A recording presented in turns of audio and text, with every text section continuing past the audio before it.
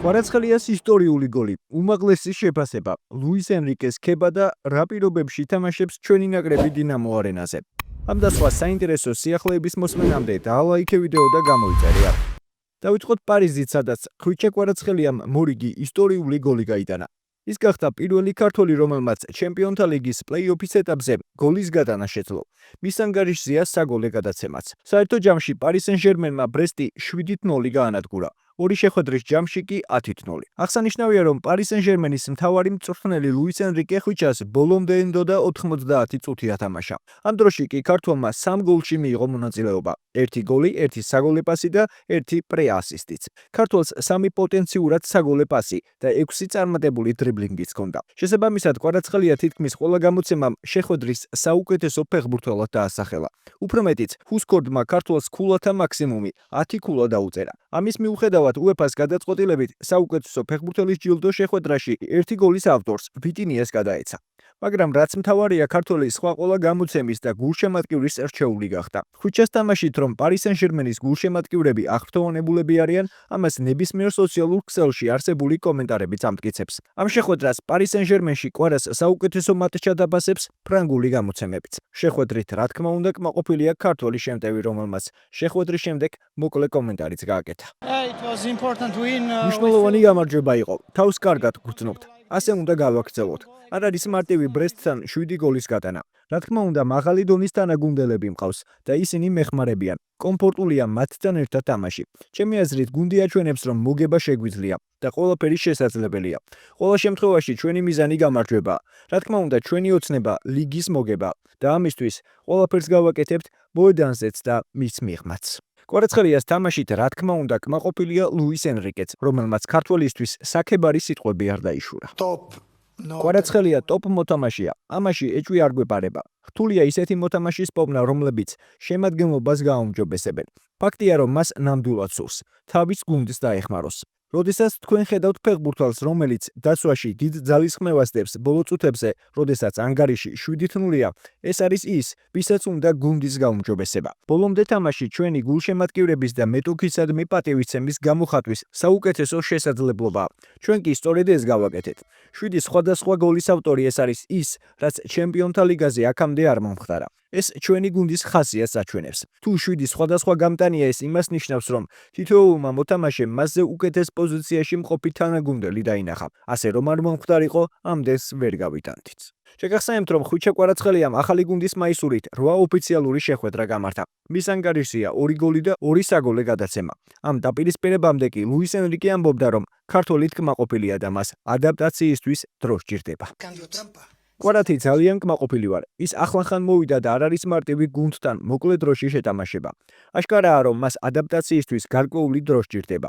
კლუბის გამოცვლა, ახალი ენა, ოჯახსაც შეგუების პროცესი აქვს. მაგრამ რაც მთავარია, მომწონს როგორ ვარჯიშობს და ზოგადადაც როგორ გამოიყურება. ის მრავალწლიანი პროექტის ნაწილია, ასე რომ არსად გვეჩქარება. კვარაცხელიას ადაპტაციის პროცესი რომ შესანიშნავად მიდის, ეს დღევანდელ შეხვედრაშიც გამოჩნდა. რაც შეეხება შემდეგ ეტაპს. ჩემპიონთა ლიგის მერვედფინალში პარი სენ-ჟერმენის მეტოქე ბარსელონა ან ლივერპული იქნება. ეს ზუსტად 21 თებერვალს გაირკვევა.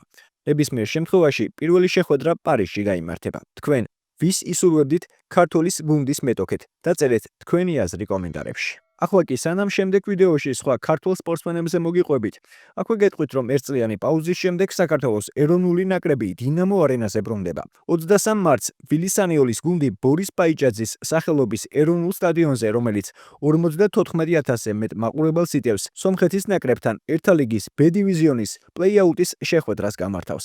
ამის შესახებ საქართველოს ფეხბურთის ფედერაციის გენერალურმა მდივანმა დავით მუჯირმა ისაუბრა.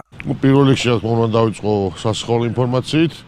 როგორც იცით, 23 მარტს საქართველოს ნაკრები გამართავს პლეი-ოფის მატჩს სომხეთის ნაკრებთან და ეს მატჩი გაიმართება დინამო არენაზე. მეტი სიცხადისთვის გეტყვით იმ ინფორმაციის შესახებ მოკლედ, რომელიც დინამო არენასგან და ადმინისტრაციისგან მივიღეთ.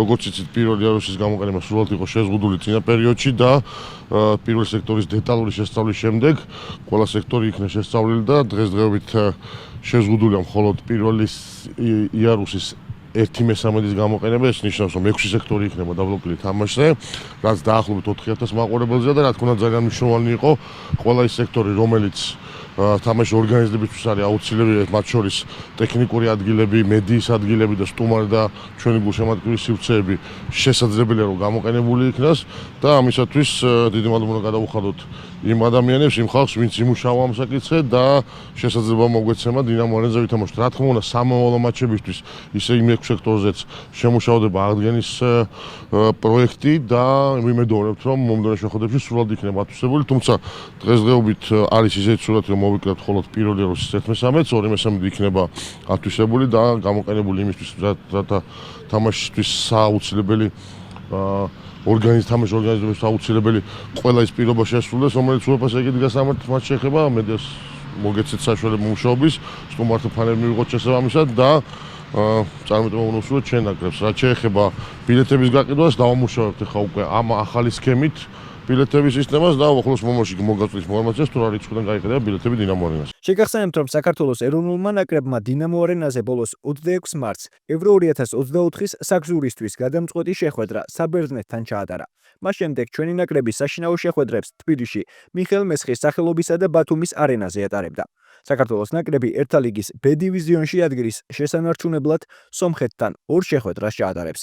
20 მარტს სტუმრად, 3 დღის შემდეგ კი საკუთარ მოედანზე უმასპინძლებს. აქვე გეტყვით, რომ საქართველოს კალათბურთთა ეროვნულმა ნაკრებმა ევრობასკეტ 2025-ის დასკვნითი საკვალიფიკაციო ეტაპისთვის მზადება დაიწყო. ალექსანდრე ჯიგიჩის გუნდის სრული შემადგენლობით შეიკრიბა თბილისის არენაზე და პირველი ვარჯიში ჩაატარა. ეროვნულ გუნდთან ერთად არის კაპიტანი თორნიკე შენგელიაც. თბილისში სრული შემადგენლობით იმყოფება საქართველოს ნაკრების სამწვრთნელო შტაბიც. კიდევ ერთხელ შეგახსენებთ, რომ პარასკევს საქართველოს ნაკრები თბილისში დანიას მიიღებს და გამარჯვების შემთხვევაში ევროპის ჩემპიონატის ფინალურ ეტაპზე თამაშის უფლებას Z6-ად მოიპოვებს.